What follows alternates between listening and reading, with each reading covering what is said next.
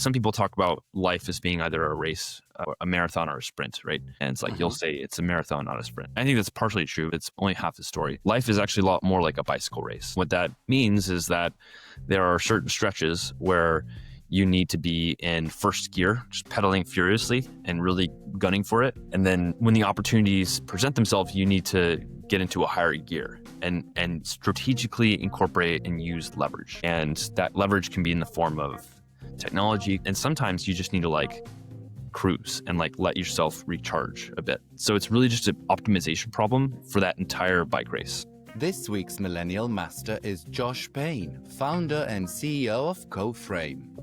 Josh sold his first company straight out of university, helped turn his second business into a unicorn, and then walked away to build again in AI, the fastest moving space he's ever worked in. He's a builder in the purest sense. He ships, tests, tinkers, and learns. And he thinks in gears, when to push, when to leverage, and when to breathe. In this episode, we talk about how to spot real AI value in a hype cycle, why humans plus AI still beats AI alone, and the gears founders switch through when the goalposts move. Millennial Masters is brought to you by Jolt, fast, reliable web hosting built for founders. Whether you're launching a WordPress site or scaling an app, Jolt gives your project a rock-solid home starting from just £3.95 a month. You'll get 99.99% uptime, support in under 30 seconds, and flexible payment options, including Bitcoin and Amex, so you can rack up those points while you build. Get your first 3 months free at jolt.co.uk. Smart hosting for people building what's next. Josh, welcome to Millennial Masters. Where are you joining from today? Joining you from not so sunny San Francisco, but I hear that the weather over there is maybe a little bit less good than ours even. Yes, it hasn't been the warmest day here in the UK, but I'm pretty sure you have it better.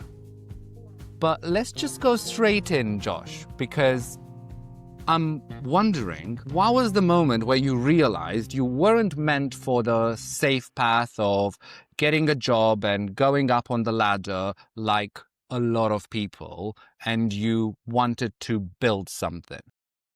Yeah, that's a really good question. I don't know if I have an answer that it's going to resonate with a ton of people, as I actually didn't end up having a full-time job at any point. I went right from school into building things, but I did work at a large company for an internship for a couple of years during school. That experience actually I really enjoyed. I didn't see it as like I gotta stick it to the man. I gotta get out of the system. I very much saw it as we want to.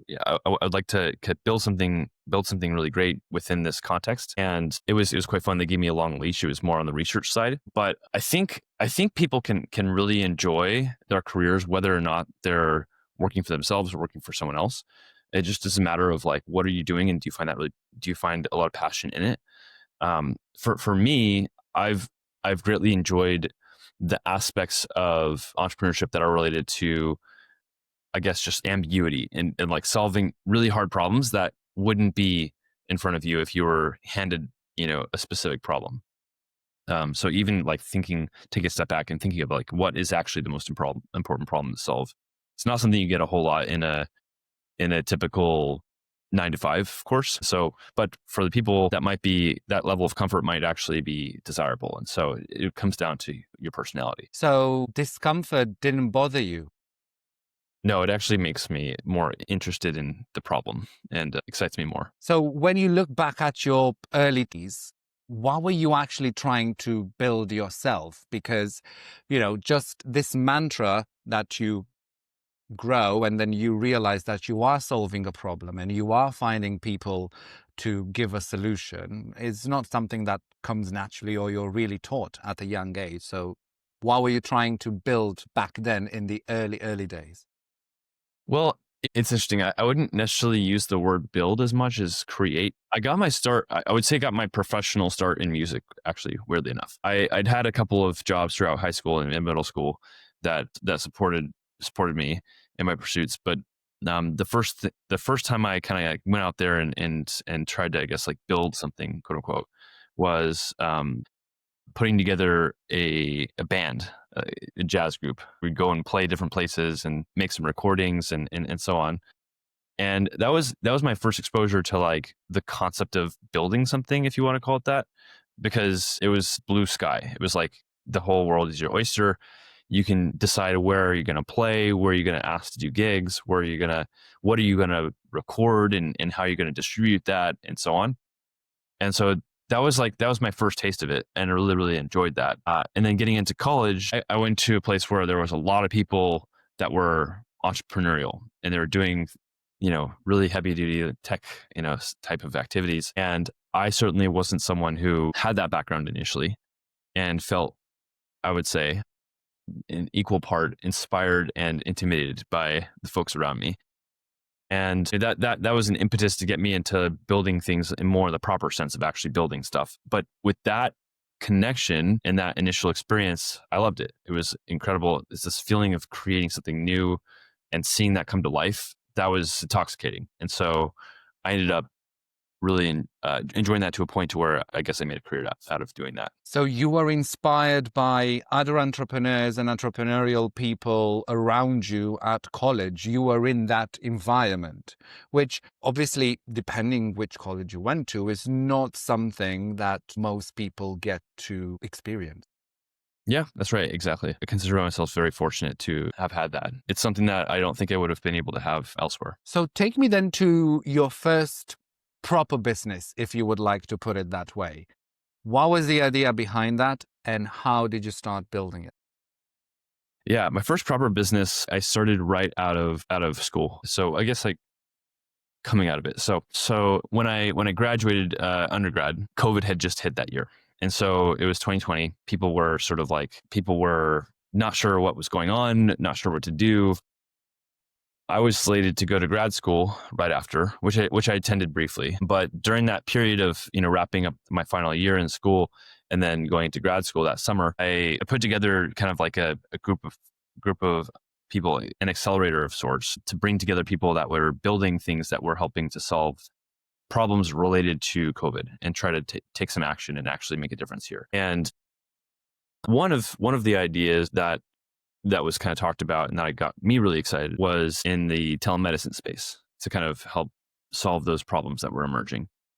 And I ended up actually joining a team in co-founding this company, what became a company called AxisBell, which we ended up, we had the incubator grew to be a considerable size, and we ended up kind of combining that with a different incubator at Stanford. And me, with kind of my group of folks that we wanted to like build this with, ended up taking that further and turning it into something real. And so that was my first experience in, I guess, connecting with a real business use case and something that could actually become a viable business. We had a great time selling to basically one customer, but thankfully they're a pretty massive customer called Tata Group. And we actually ended up selling the company to them at the end of the day. So what we're doing is powering telemedicine for a lot of, the market in India, because that's where Tata Group operates. And so that was my first experience actually trying something and having it go to market and actually have an impact.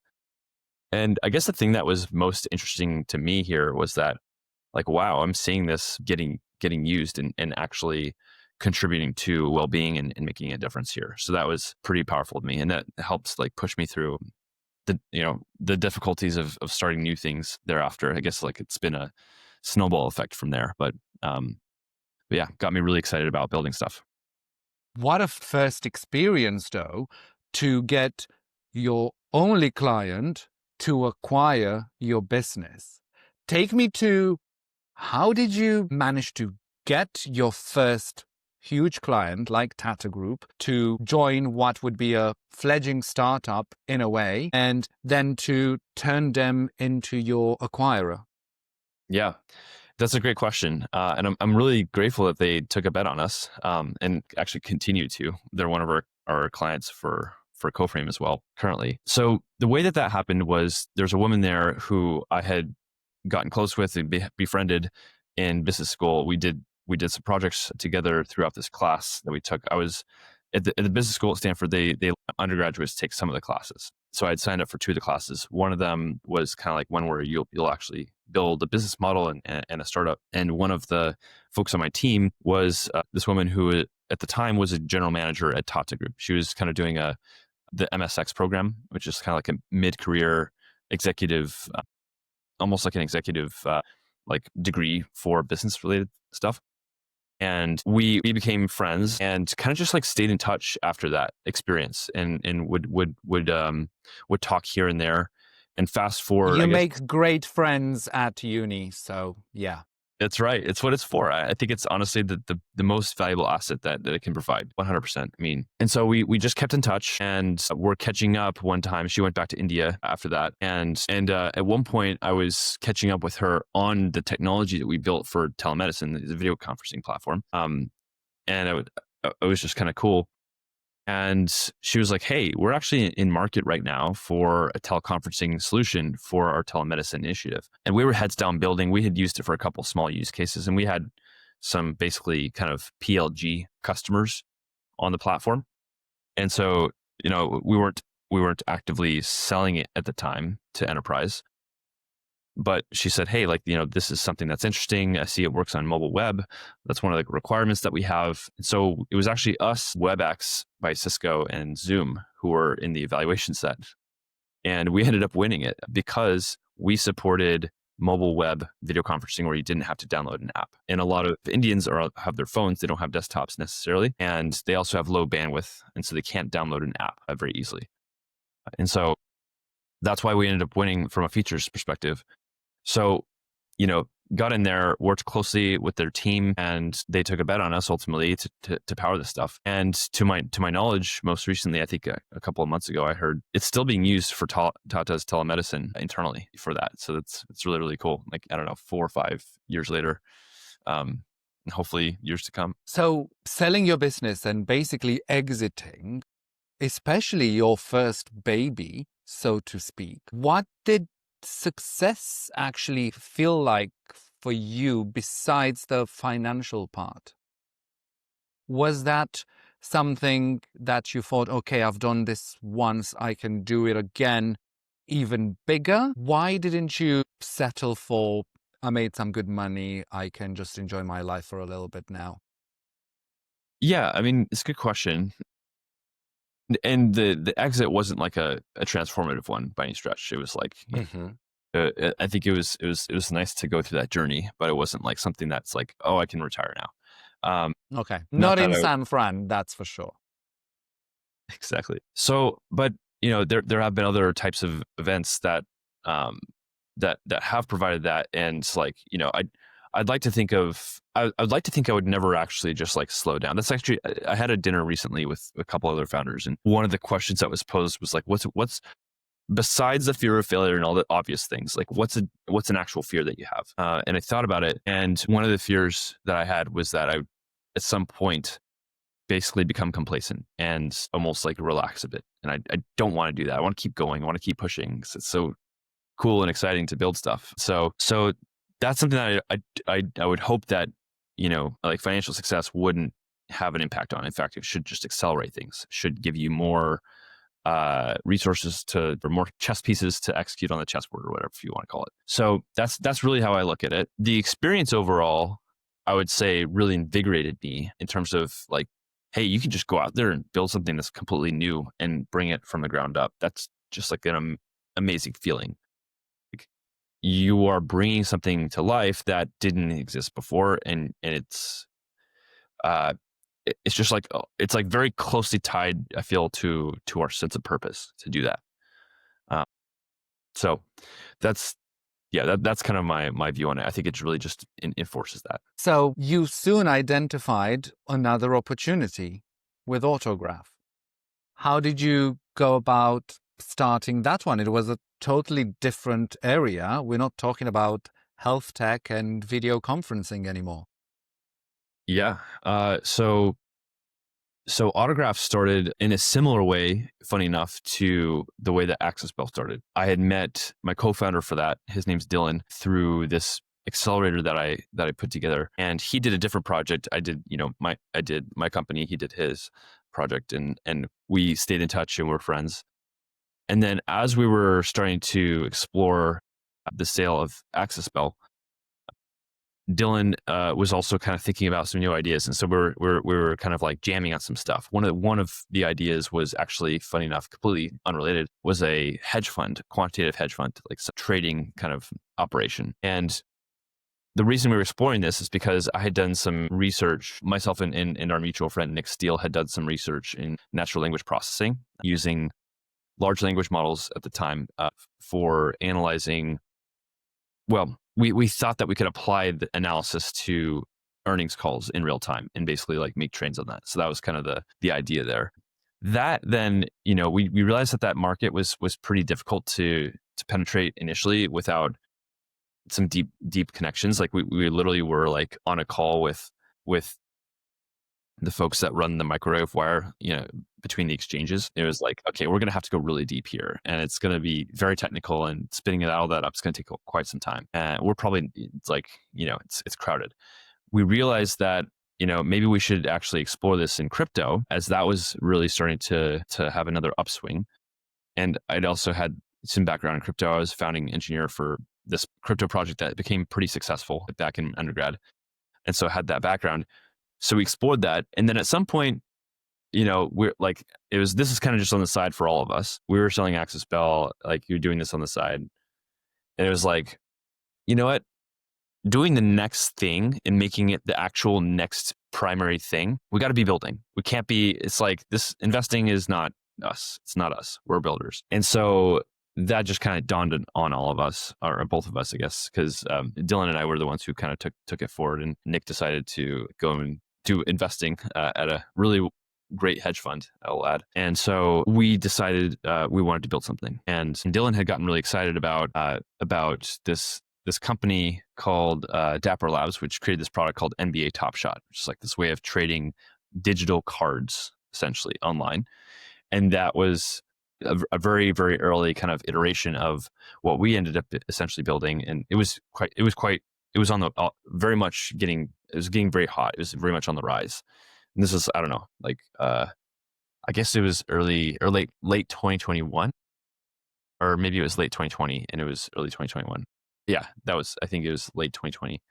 That's right. And so, yeah, we ended up building this product, or I guess like it wasn't really as much of a product as it was kind of like a platform.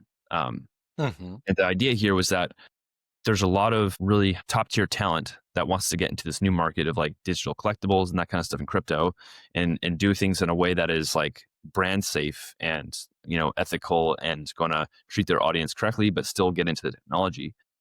And on the other side, we also realized that there are a lot of people who want to participate in this, but they don't have maybe the technological background, and it's quite a high risk like activity, because it's like, real money that people are using, and even the small technical mistake can result in a huge loss. And so creating that user experience for the customers is also really, really key. So we created an offering that solved both of those problems. Basically ended up becoming, I guess, like the first major, I don't know if you want to call it an agency. It kind of was, but basically like platform for facilitating high level brands getting into and managing their crypto related projects and that kind of thing, and creating collectibles and experiences and that kind of stuff. And then also allowing the fans to engage with that in a really safe way, and that they didn't have to worry about all the technical details of the technology, and abstracting that away, creating a great user experience and customer experience.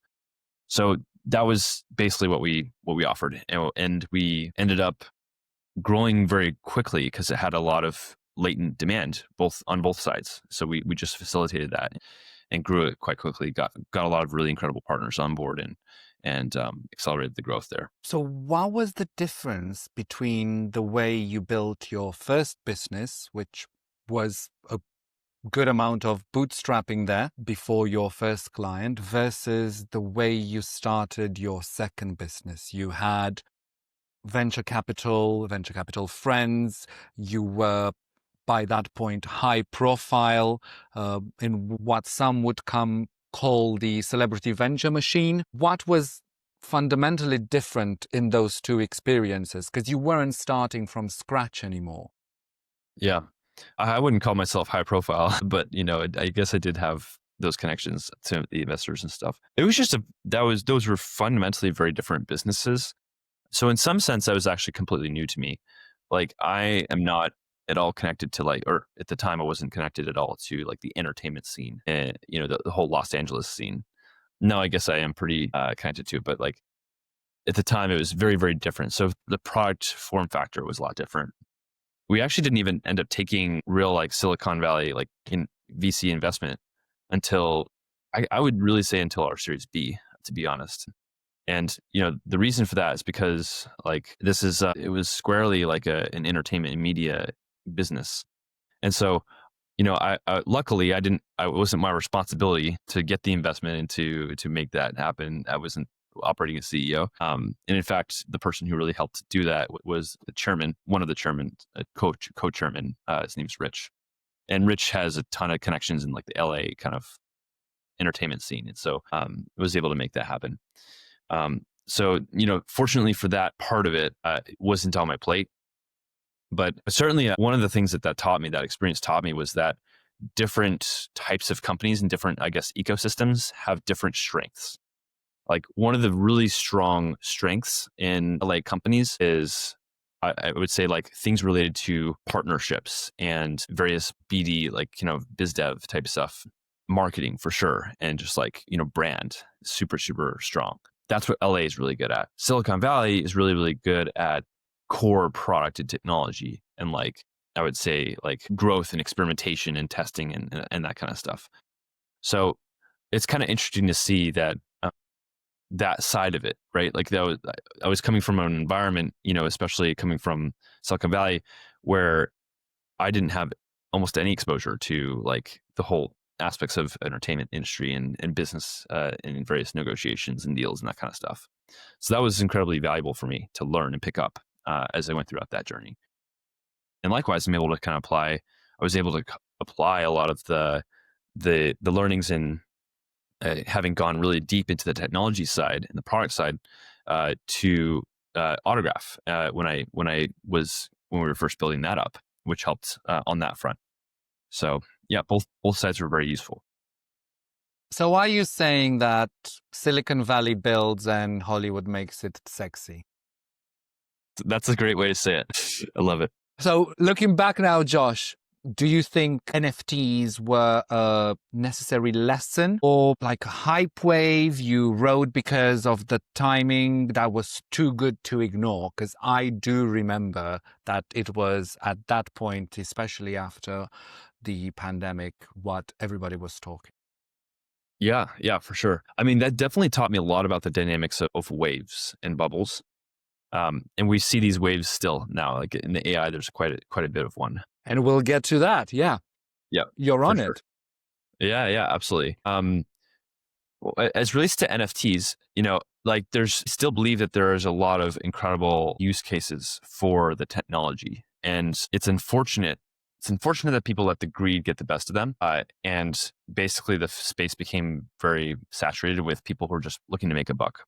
That I think is what really just burned the space and just has sterilized the space. So, without that, I think there could have been something really, really great if people put serious, thought and craft into building great customer experiences on this technology that helps people make transactions in a trustless fashion for non-fungible assets. Like that's really interesting. Like fundamentally that there's a parallel universe out there where this became a really important settlement layer for those types of assets and could enable a lot of experiences and so on. Unfortunately, that's not the world we live in right now. I think it could come back at some point, but I think the biggest lesson that taught me was really about the aspects of like, frankly, greed and just like certain types of motivations in a space. When you start to see that, it's a good sign to like maybe take a step back. Some would argue that venture capital would be that. And the more rounds and the more funding raised, the higher the expectations and or the greed in the hype bubble. Yeah. So when did you realize you needed to reset your direction? I think I realized that it was probably about 2 years in when I was really starting to build other stuff. I found myself like naturally, like a lot of what ended up becoming the day-to-day work at Autograph was like, it was partnerships, it was business related activities, but it wasn't like core product. And that can be fine for some, but for me, I love building things. And so I wanted to get my hands dirty again. And so I started tinkering on stuff on the side. Um, and then at some point, basically that became more than just an itch that I needed to scratch. It was like a need. Um, and so that was kind of roughly the point where I realized that I think that the catalyst of GPT 3.5 and ChatGPT at the time was pretty powerful, and that's what ultimately got me into building some serious stuff and putting it out there. And I had a project called GPT-Migrate, which ended up becoming pretty viral at some point. And it's like, okay, there's a lot of really great potential here. I need to work on this type of stuff. So that's how I got into it, I would say. You're right on the point of there being a lot of like greed and so on in the venture capital space as well. Certainly, I think every space that has humans in it has the potential for that. That's just how we operate. Now, it's like a very important tool. It helps to enable new things that wouldn't have come about otherwise. Like it helps to provide financing and resources to long shot ideas, some of which, small percentage of which can change the world or will change the world. Many of which won't. But unfortunately, like there is a structure that emerges from that, which, like, and the dynamics that come from that structure that can be related to, I don't know, just like, hype and greed and all the things that are endemic to these bubbles. So that's just how the world works. And you got to kind of navigate it with a really solid view of the world and first principles thinking, which is what I tried my best to do. So how did you transition from Autograph to Coframe, which is your latest venture? Yeah. So I was tinkering on stuff on the side. And one of the things that I tinkered on is called GPT-Migrate, which is kind of like it's an AI agent that converts, or I would say migrates, a code base from one language or framework to a different one. So this problem is particularly pressing for instance, in like larger enterprises that have large technology stacks that are very old. Let's say it's written in, I don't know, like Perl or something like that, or Fortran, and you want to be able to translate that technology or that language into something more modern, like Java, or Java's a very common one, or even Python or something like that. So that's like the use case for it. I built what was, I think at the time, the first fully autonomous agent for doing some type of task. So it wasn't like you had to go Copilot and kind of do stuff with it. It was like you pointed at something and it just goes and does something on its own. And that became pretty popular. It was at one point the number one project on GitHub for about a week there. And I guess I realized two things from that. First is there's a lot of latent potential in the technology to do useful things. It's like very powerful at going in and understanding deeply like what these models can do and can't do. And the second thing was that I realized there's a lot of latent excitement from people about it. And so those two things together, it's like, wow, this is excellent fodder to like make something new and make something interesting. And that didn't end up becoming my company. I didn't make a company out of it. I thought about it, I explored it, talked to a couple of people, there's people who are interested in funding it and so on. But I didn't feel like that was there were a couple of issues with the business model, basically. And so what I did end up turning into a company is Coframe. And so the way that idea emerged is, I guess a couple of weeks after that, I had another idea that I wanted to tinker on, which was this concept of self-improving systems, self-improving user interfaces. Generally speaking, I think I'm really deeply interested in this notion of a self-improving system. It's kind of fun, like fundamentally very interesting to me. And so one such example, this very simple example, would be a self-improving website where you have versions of the website that, as long as you have some type of measurement or KPI that you can measure against, you can create variations of such a website and then improve it systematically as you go. And so the simple idea that I kind of implemented there was, what if, like, let's start super simple. What are the LLMs at the time pretty decent at? They're writing copy. They were pretty decent at writing copy. They're also good at writing code. Yeah, but back in 2023, GPT was mainly useful for that. yeah, that's right. Exactly. So that's what it was pretty good for. And so I used that at the time. I think maybe GPT-4 had come out, probably, potentially. Yeah, it had. So I used GPT-4. It definitely had, because I remember using GPT-4 32K context window at the time. That was like the biggest thing for GPT-Migrate, and this came after that. So I used that to build this product where you could just add a couple lines of JavaScript to your site, and it would propose different, say, headlines or descriptions or different parts of the copy on the website and systematically optimize those. It would want that one line of JavaScript or a couple lines would change the headline based on what AI had created for it in real time for new visitors coming to the site. This is a very similar mechanism to what Optimizely uses to make the changes. And it would also measure how the site is converting with regard to some metric. It could be like a button click or time spent on site or something of that nature. In the e-commerce world, it'd be like sales. It's a very common one for us. And so, very simple idea, but it worked quite well, actually. And that's kind of the foundation of what we're doing today in a much larger scale. And so I put that out there just on Product Hunt, and it got a lot of interest. People were very, very interested in this and got a lot of attention. We got offers for investment. And at that point I was like, okay, let's do this. Let's make this. If somebody's offering you investment without asking for it, you're onto something. Sometimes people are just silly, and they'll offer investment for anything. But as long as you're aligned and they're aligned, it's very different in the UK. Is all I'm. Okay, yeah, I'm aware of that. Yeah, there's a couple friends I have. This company called Fixer AI, which is doing quite well there. Yeah, they started here. They're blowing up from here, but I'm sure they'll join you in San Fran in the Silicon Valley very soon. Well, they already did, actually. I was the one who got them into their initial accelerator called HF0, and so they had come over here to do the fundraising. And they were like, this couldn't have happened in the UK. I saw that in the recent post. So yeah, it's super interesting. And I've used Fixer AI, and that's why I'm going to ask you this actually now, Josh, because a lot of companies are slapping AI into their product for optics. So powered by AI, basically still does what it did before. So how do you tell the difference between real AI value and AI theater?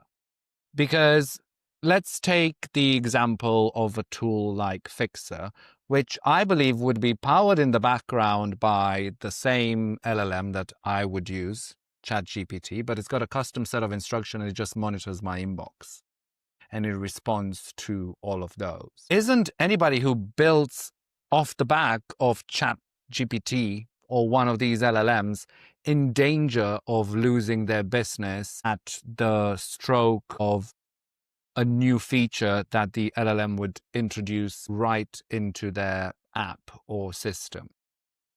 Yeah, that's always possible. I mean, every startup is a gamble. You're like, how is the market going to move? How is the landscape going to move? And that's happened in the past for other products. So it's always a risk. For the most part, when you're looking at especially niche products, you don't really have to worry about that because there's very deep workflows you can build and you can niche down and dominate a niche. So that's typically not a concern for those types of ones. For the foundational ones, or like the ones that are more like, we're building a new model, like that's very competitive. It's very tough. So you kind of have to use discretion there. But for the ones that are like, I've got a solid use case, I've got a user base, especially something that really can help you a lot, and something that Fixer is going for Fixer, for instance, is the fact that as you use it more, it gets to know your preferences more. And that becomes very sticky, because if you want to leave, suddenly it's like working with a new chief of staff that knows nothing about you. And so that's a very different experience than working with one that knows you deeply and has known you for 2 years or whatever.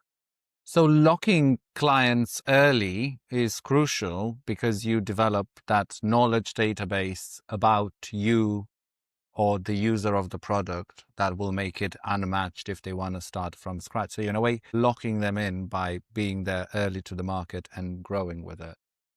Yeah, exactly. That's right. So, what have you changed your mind about in the last couple of years of building Coframe, especially given the pace of new developments that we are seeing with all the LLMs at this stage? It's getting quicker from one version to another and what they can do.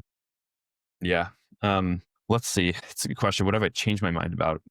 I guess the conceptions I came in initially. There's been a lot that I've changed my mind about around like how to approach building a business and how to think about the world in terms of like what opportunities are out there and what ways, shapes of business exist. But I guess as it relates to AI specifically, I suppose I was always very optimistic that AI would continue increasing its intelligence and speed and cost and all that at a really rapid rate. So that's held steady. And fortunately, we've been able to see those benefits in our business quite a bit as the new developments come out. However, I did think that it was going to actually increase faster than it has. And so something I've changed my mind a little bit about is building something that if AI, gets incredibly good and AGI is reached and so on, we're in a very good position, which we are, because basically we're any customer interaction any customer interaction wherever it's going to be, if it's a website or if in the future it's beyond websites and into chat clients, whatever, our mission is the same, which is to continuously optimize that, use data to personalize the experiences.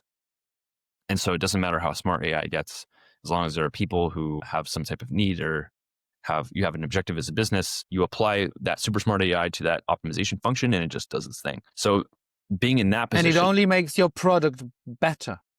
Exactly. It only makes it better. Riding the wave. Now, that's something that I had betted on in the beginning. I'd bet on in the beginning, and that's something that is paid off. However, something that I changed my mind around is I actually thought that AI was going to be further along than it is, even though the pace, I know I'm asking a lot, but the pace has been incredible. But I did think at the time that we were at this point going to be able to like have fully, self improving agents that could do everything without human involvement. And I found that even with like the simplest initial use case, like copy and so on, it still is not as good as humans in many cases. And so it still gets Alzheimer's, regardless of how many times you instruct it not to do something. Mm-hmm. It 3 prompts further down the line, even with a custom GPT, it doesn't. How do you keep it in context and under control in your use case? Yeah, there's obviously a technical side to this and running evals and creating great structure for the AI to be able to operate in. But the other part is pretty simple, which is incorporating humans in loop and ensuring that we're making a UX and an experience that is extremely fast to produce the outcomes that we want to produce while being, on brand and meeting all the requirements that our customers have. So that's the thing that changed essentially is I realized that we actually need to be more hands-on, or I should say, we need to create a system that involves the humans a bit more than I initially thought that we needed to. So that's what fundamentally changed, and so far that bet is paying out quite well as well. So that's human in the loop because AI is not as good enough as the hype cycle promised. Yeah, it's not as good as the hype cycle promised. The apt way of putting it, I would say. A little more interesting way or a different way to describe it is it's not human plus AI is currently still better than AI only in most cases.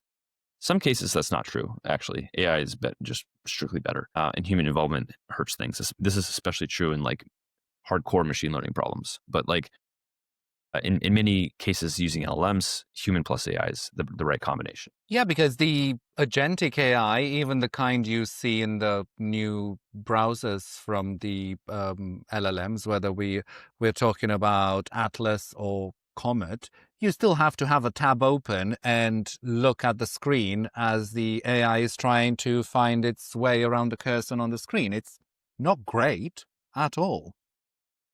Yep, Where do you see AI's weaker spot right now? Weakest spot. I mean, there's definitely a lot of use cases that AI has been applied to. So to say a weakest spot, I don't have full visibility of all the use cases that are out there that it needs to be applied to. Talking in generalities, I would say that one of the weak spots of AI is the lack of ability to naturally improve itself over time. Like as you pointed out, Alzheimer's earlier. Isn't that the doomsday scenario? Yeah, well, it can be if not leveraged properly. It can lead to that. I think it's a very powerful tool. Powerful tools can be used for good and they can be used for evil. And so when wielded properly or pointed in the right direction, it can be incredibly beneficial. And that's why I think it's like probably the number one thing that we as a human species should be focused on is like making sure that that's guided in the right direction. Yeah. But that is one of the biggest shortcomings right now, which is that it just is like, it doesn't have the context allowed. It's like, it's still an overpowered calculator essentially with a very limited input. Not very limited in comparison to a normal calculator, but very limited in comparison to a human. So are you concerned about the advent of a... I think I have a dose of There's concern too about much it. promise because we still get M dashes when we say we don't want them. No, I think like it's still something we should be thinking about quite a bit. I think that the critiques of AI shortcomings are, for the most part, like pretty short-sighted. You just look at the pace of progress, and hey, like we're going to be way beyond humans in 3 years or whatever. So yeah, I have a healthy dose of concern because I think it's important. Unless some because of the laws of physics and algorithmic laws and so on, things really peter out. We'll still see the increase in performance and capabilities and so on. So I do have some healthy degree of concern about about misuse of AGI, I should say. And there are like the sci-fi concerns of like, oh, it's going to take over everything, and then there's the more realistic concerns of like, very, very powerful intelligence can be used as a tool, as a very powerful tool for evil use cases. Like creating bioweapons or executing mass scams and tricking people and that kind of stuff. I think that's way more likely to be outcomes of how it's going to be used. I think there's still a chance that the doomsday scenario comes about, but I think the more likely and the thing that we should really focus on a lot is ensuring that AI shouldn't be misused or is not misused to the best possible degree that we can. And how can you stop that? I mean, besides the American companies and models, we obviously have models from China that could be run on a laptop or on a much smaller data center with way fewer resources and sometimes relatively just as good results. Yeah, that's We're right. not going to be able to be in control of that. We can pretend that we do it through the American companies, but everybody else is developing something as well. Yeah, and that's totally fair. Like, there's a whole lot of like, it's a very complex problem. Like, it goes way beyond it when you're starting to talk about competition, competing nation states, especially. Like, there's a lot of research going into like what the outcomes are here. They don't look very pleasant. But speaking at least in terms of like, if there was like simplified problem, if it was just like one company that solely controlled the distribution of AI, the way to address the problem is to do what's called alignment with the models. Alignment research is the practice of, as you're training the model and before you release it, you ensure that the model's outputs are aligned with human interests and positive outcomes.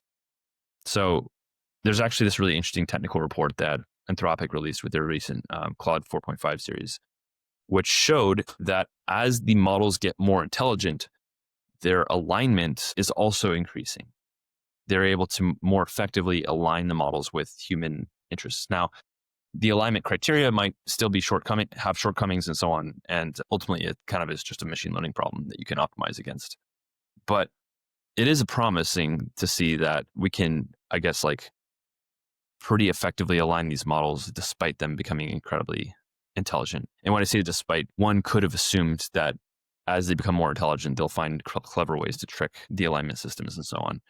And that was actually in the news today as we were speaking, with Claude being highlighted for trying to blackmail users and getting them in roundabouts. So it's possibly coming. But why do you think models would have that intention in the background? Because many people argue it's not artificial intelligence, but augmented intelligence. So it's not actually a thinking machine. It's working on patterns. Why would it want to harm humans or blackmail people?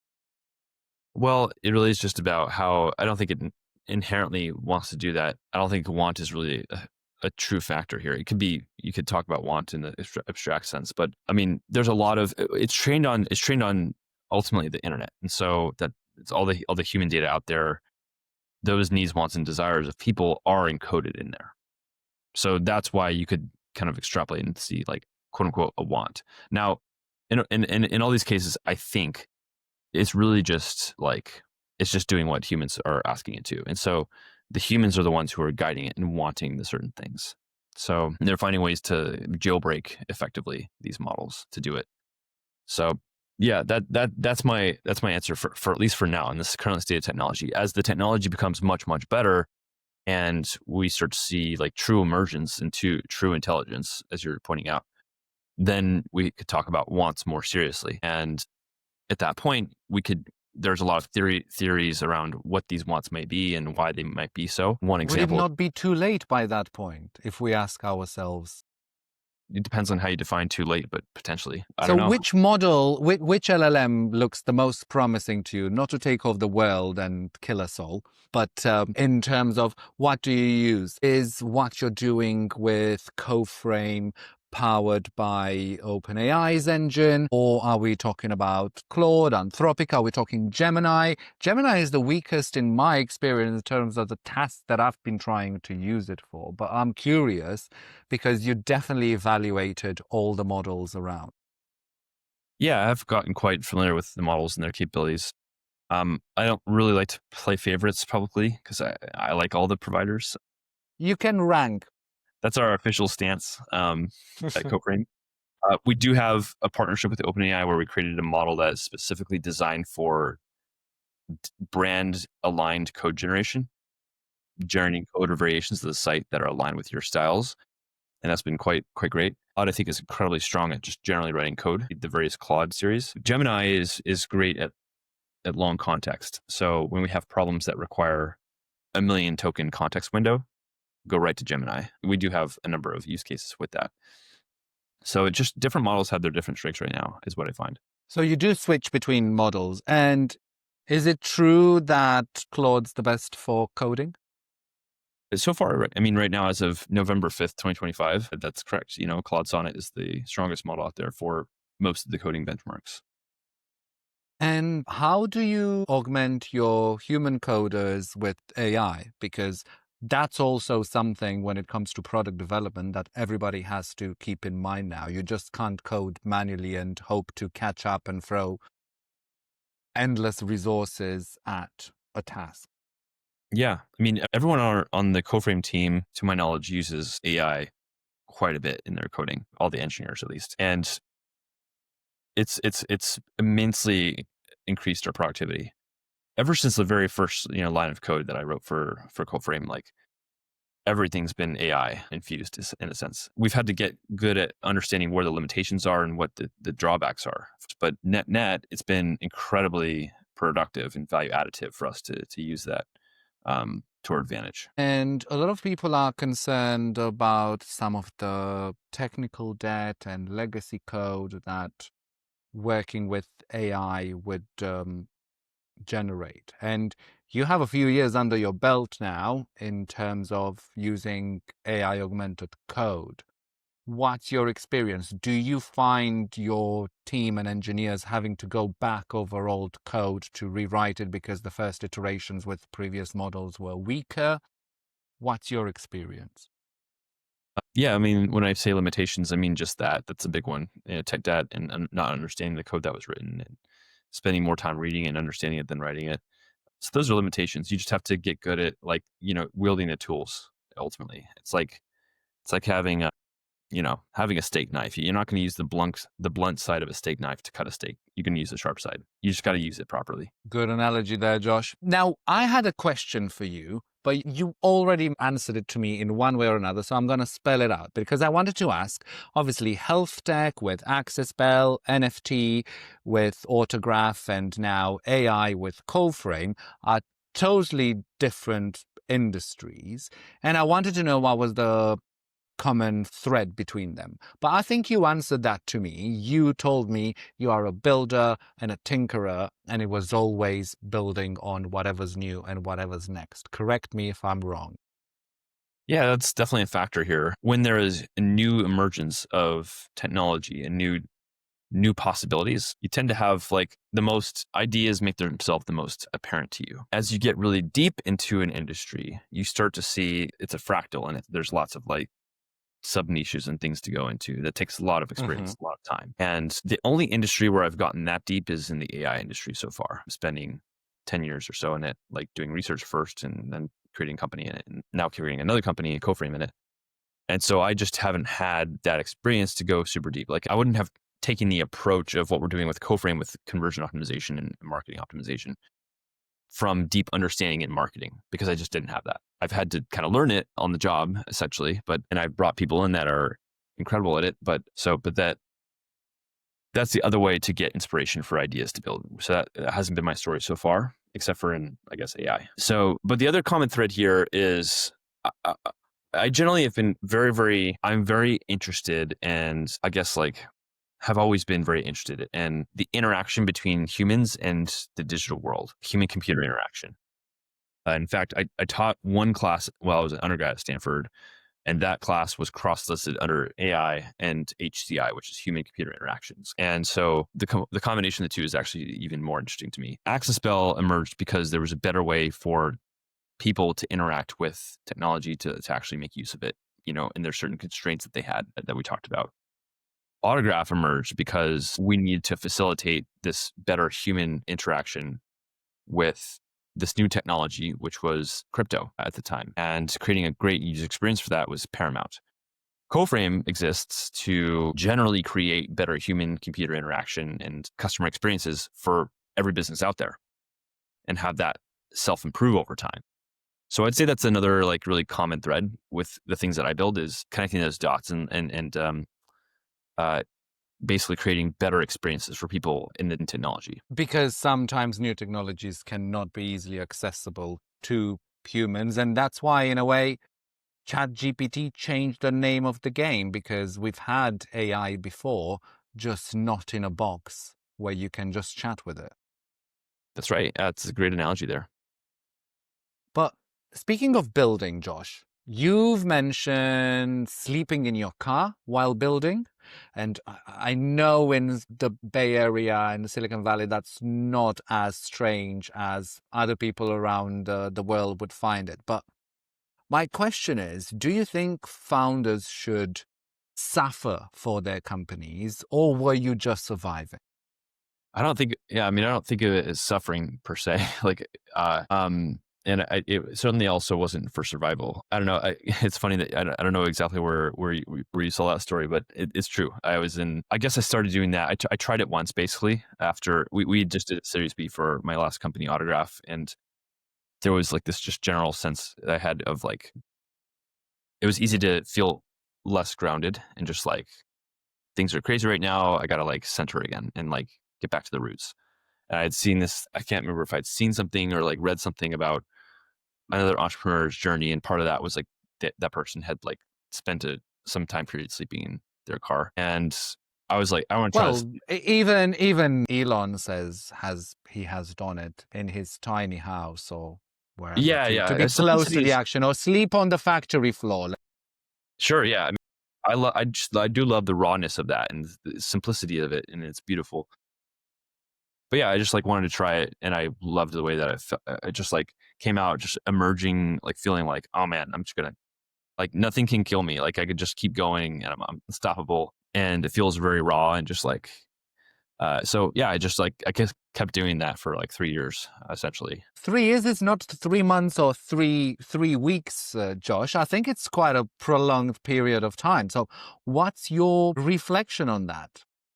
Because you said you didn't see it as suffering, but many other people would. Like, to be honest, it's not that it's like I have a pretty nice car. It stays on all night. I've a Obviously, little nobody says it's not just a talker. nice car or a comfortable ride, but it's very different from, Yeah, even your different than a bed, studio. but like it's comfortable. Like the seat, there's a bunch of benefits. The sun streams in the morning. It's nice to wake up to, and like feel. I have the climate control on all night. It's like it's fine. So I don't want to paint this as a picture as like it was like so gritty and tough, and it's gritty in a sense. It's like maybe more so than in a normal bed. And I still had the normal apartment and bed and stuff. So when I was sick, I would just use that, or like other occasions. But yeah, I don't know. Like it's more about it wasn't suffering. So I don't want to paint it like that. But the vibe was certainly. That spirit, I think, was certainly there in terms of like this is this is baseline. You could take everything away from me. I guess you could even take the car away from me, and that same spirit would still be there. It's like I'll just sleep on the ground, fine. Like I'll just keep going. I just I like that part of it. And when you do this type of sacrifices for growing your business, how do you manage to expect less from others? Yeah, so you're saying is like, if I'm putting all this in and sacrificing quote unquote all this, like, others have better be there with me. I don't like, strictly speaking, expect others to work the same amount I do or have the same lifestyle that I have. And to be clear, I'm also not sleeping in the car right now. I live in San Francisco now, and that would be very dangerous. Unfortunately, the city sucks in that regard. The world has changed. The world has changed. Yep. Up until I guess like 6 months ago, because I was living elsewhere. But yeah, I don't expect others to have that same lifestyle. But the people that I tend to gravitate to and gravitate to me, and we get along really well, are people that just love what they do and naturally going to build a lot. And that's why we've assembled, I would say, something I'm very proud of, is like an incredible team, like an amazing team of people, and they're all people that it fits quite well. So that it tends to work itself out. Essentially, is my answer there. So you looked for people who were willing to go to just as far and deep as you in order to help you build the next best thing. Yeah, people that I'd say people that I really admire and respect, and that are also very committed to doing something meaningful. And Josh, you also said, especially as we're talking about the Valley now, talent concentration matters, especially when we're talking about AI and a lot of the innovation coming from that area. So is that a merit argument or an access argument because you have those people near and close to you? Do you work with people remotely from other parts of the world, or do you still look for your key hires in the Valley based on proximity? We make rare exceptions to having remote people when that's truly people who have both extraordinary ability and also extraordinary culture fit with us, and also extenuating circumstances. So we have some of those exceptions for sure, but mostly we operate, in person. We look for those key hires here. And I'm guessing you've done that ever since AxisBell, which was after the pandemic. You've worked in person, and that helped you push the envelope further than you would with a remote team. Have you even fancied the idea of a remote work? But when you're in your, glamping van near the office and putting all of that, you wouldn't really expect somebody to log in from Bali, would you?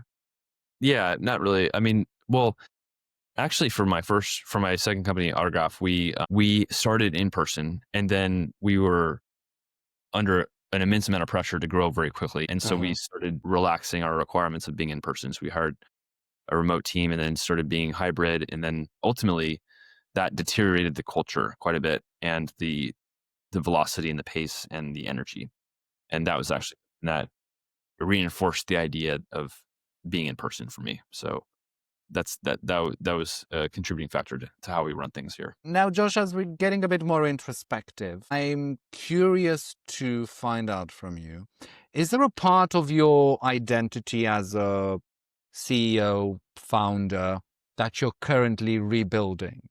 that you've learned from what you've done before and you're doing it differently this time around? But yeah, I mean, everything is building on itself, I would say. There's a lot of aspects. One that I'm focused on quite a bit right now is trying to attach and get very close to the actual value as quickly as possible, instead of what I perceive like the beauty or value to be myself. Like really just trying to get that connection point to the external world, the market validation, use cases, just like getting really tactical. If you go too far that direction, that'll actually limit you, and you'll end up with, a smaller opportunity most likely, or a smaller company. So I think it's important to be a little bit of a dreamer. Uh, but I think I had too much of that at one point. Now I need to uh, I've had to have focused a bit more on that, and that's been good. It's been a good learning for me. Speaking of learnings then, Josh, if you had 1 month to mentor your younger self when you just finished college, what would you train him? I think if I had just a month to mentor my previous self, I would focus on a really specific problem, and I would say, hey, like, let's ship this out and get real signal from the world on it, instead of like building without getting external validation or feedback, and just get that taste of what it is like to provide value to someone, to the point to where they're like willing to pay for it, which is a good marker of that, or some other attribute. But just like keeping yourself really honest with that, because it can be so easy to build something this is especially problematic in the world of research, academic research, is that you'll build this like structure, and it'll be like very elegant and theoretical and so on. And it's actually not real in a sense. So And what's the best business advice you've had from any of your mentors? that's a good question. One of the ones that's really ringing true is um, there's a guy I looked up to quite a bit, and a piece of advice that he imparted to me was, some people talk about life as being either a race, or a marathon or a sprint, right? And it's like, you'll say it's a marathon, not a sprint. And I think that's partially true, but it's only half the story. Life is actually a lot more like a bicycle race, especially when you're a company leader. And what that means is that there are certain stretches where you need to be in first gear, just pedaling furiously and really gunning for it. And then when the opportunities present themselves, you need to, get into a higher gear and strategically incorporate and use leverage. And that leverage can be in the form of technology, it can be in the form of people, your team. And sometimes you just need to like cruise and like let yourself recharge a bit. So it's really just an optimization problem for that entire bike race, which is ultimately much longer than a marathon. Marathon is a good term, which leads us very well into what is usually my final question for my Millennial Masters guests. Because I'm curious to know, Josh, what are the sacrifices you've made to be where you are today? Hmm. Besides what we talked about with the accommodation situation. Yeah. I mean, I guess to imply that I've made a sacrifice would be, I would see it as ungrateful. And that's not the case. I think any alternative career path, for me at least, would have been misaligned with what I feel my purpose is. And so I actually don't think I've made any real sacrifice in that sense. I'm just very grateful to be here. That's a sweet answer, but everybody has told me that they have had to pass on social occasions, family occasions, sometimes relationships, lovers, in order to Oh, get yeah. there. I mean, that's all very true for me as well. Like I don't have what other people might think of as a work-life balance. I've forgone many relationships for this. I'm terrible at keeping up with friends, terrible at keeping up with family, and so on. Well, not I do actually do a decent job of keeping up with family.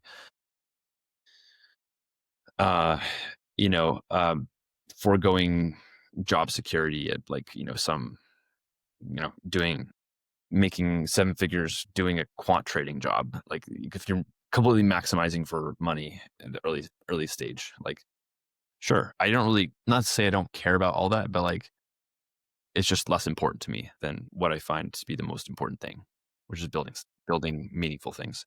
So there's sacrifices that sometimes it's tough for sure, I guess, when I think about it, but it's still, at the end of the day, it's like still aligned with my purpose and what I feel is meaningful. You mentioned balance, Josh, quickly. Are there any routines or things that you do to keep you focused and productive when things go crazy? Yeah, there actually are a couple that I've actually discovered in the last 12 months that have been really meaningful for me. One is every so often when I need to think and really reflect deeply on something and process, which should happen. Everyone should have this, points in their life.